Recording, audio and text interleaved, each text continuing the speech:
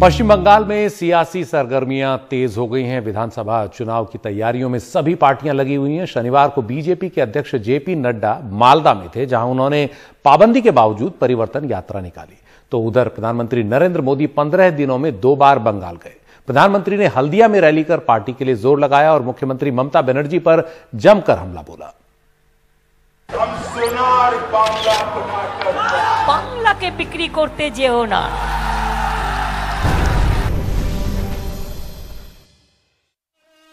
पश्चिम बंगाल में पीएम मोदी की पहली चुनावी रैली बेहद ध्यान से चुने गए हल्दिया में रखी गई।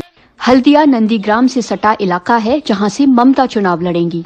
इस रैली में पीएम ने बंगाल के लोकप्रिय खेल फुटबॉल का जिक्र करते हुए ममता पर उन्हीं की शैली में हमला बोला, लेकिन एक गुगली के साथ।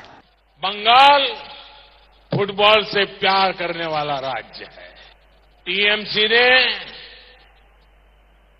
एक के बाद एक कई फाउल कर लिए हैं।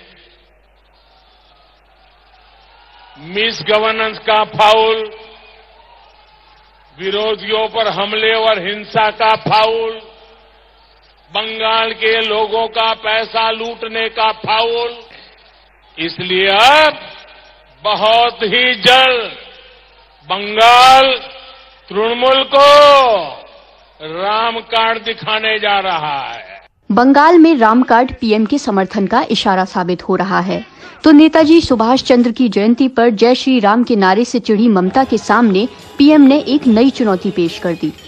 पीएम ने बड़ा सवाल किया कि भारत की छवि को खराब करने के अंतर्राष्ट्रीय षड्यंत्र पर ममता चुप क्यों हैं?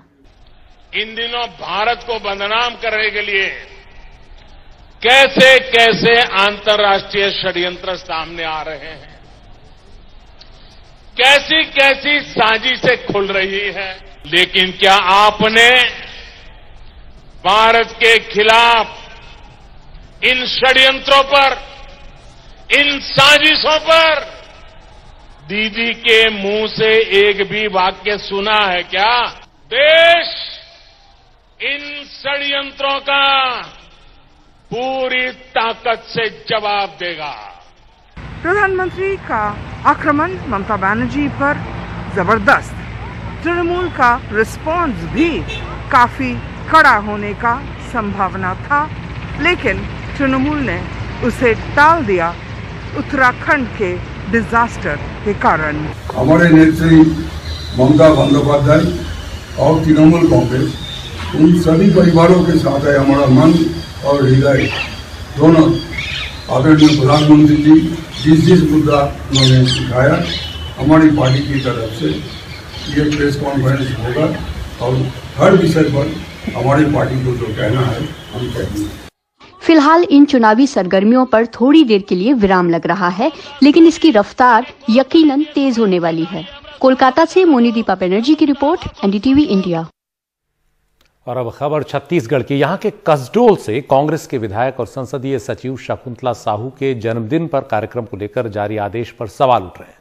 जिला पंचायत के सीईओ की तरफ से अधिकारी, कर्मचारी इन सभी को दरी बिछाने, जलपान की व्यवस्था से लेकर पार्किंग तक संभालने के लिए लिखित आदेश जारी किए थे। जब यह आदेश सोशल मीडिया पर वायरल हुआ तो कलेक्टर सुनील जैन ने जिला पंचायत सीईओ को नोटिस जारी कर कार्यक्रम रद्द करने को कहा। अब विपक्ष इस मुद्दे पर सरकार को घेर रहा है।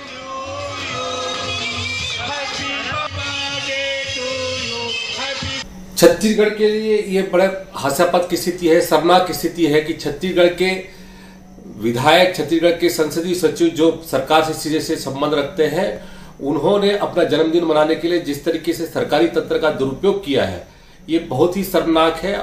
भाजपा नेताओं के आरोप बेबुनियाद हैं।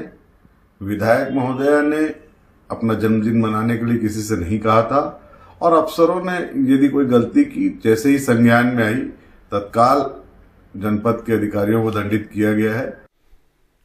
Himmatnagar Ahmedabad national highway number 8 पर प्रांतिज के माजरा 4 के रास्ते पर 3 गाड़ियों की आपस में टक्कर हो गई, जिससे इनमें आग लग गई। इस सड़क हादसे में जलने की वजह से एक महिला की मौत हो गई, जबकि 2 लोगों को गंभीर हालत में अस्पताल में भर्ती कराया गया। दमकल विभाग की गाड़ियों ने मौके पर पहुंचकर ये आग बुझाई।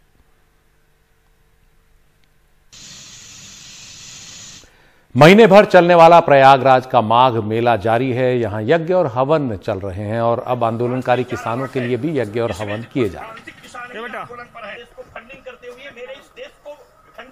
जम्मू कश्मीर के गुलमर्ग में भारतीय सेना ने सबसे ज्यादा ऊंचाई पर राष्ट्रीय ध्वज तिरंगा फहराया। सोलर इंडस्ट्रीज इंडिया लिमिटेड के साथ मिलकर भारतीय सेना ने कश्मीर घाटी की सबसे ऊंचाई वाली जगह पर हाई मास्ट लाइट लगाई है और इस मौके पर अभिनेत्री विद्या बालन और अरबाज खान भी मौजूद रहे। उम्मीद की जा रही है कि कश्मीर घाटी के एक और बेहतरीन पर्यटक स्थल के तौर पर यहां का विकास होगा।